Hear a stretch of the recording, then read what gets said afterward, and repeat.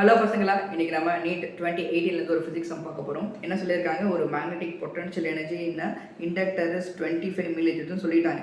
அடுத்து என்ன சொல்லியிருக்காங்கன்னா, அங்கே போகிற கரண்ட் வந்து 60 milli ampere. 60 milli ampere 10⁻³ ampere இது ஜூல்ஸ். என்ன கேட்குறாங்க, இண்டக்டன்ஸ் என்னன்னு கேட்குறாங்க. ஸோ இப்போ நம்ம ஃபார்முலா என்ன, பொட்டன்ஷியல் எனர்ஜி ஸ்டோர்ட் இந்த inductor U is equal to ½ Li² இல்லையா.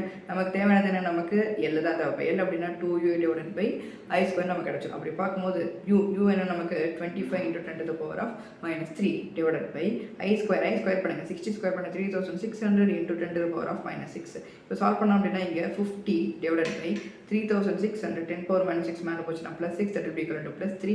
அகைன் இங்கே ஒரு 0 இங்கே ஒரு 0 இங்கே ஒரு 0 இங்கே ஒரு 0 கேன்சல் பண்ண அப்படின்னா 10⁻². அப்போ 5 divided by 36 × 10⁻². 5 by 36 அப்படின்னா 0.138 × 10⁻². அப்போ இங்கே 1 2 அப்போ ஆன்சர் பார்த்தீங்க அப்படின்னா 13.8 நமக்கு வந்து கிடைக்கும். ஆப்ஷன் 4 தான் நமக்கு கிடைக்கும்.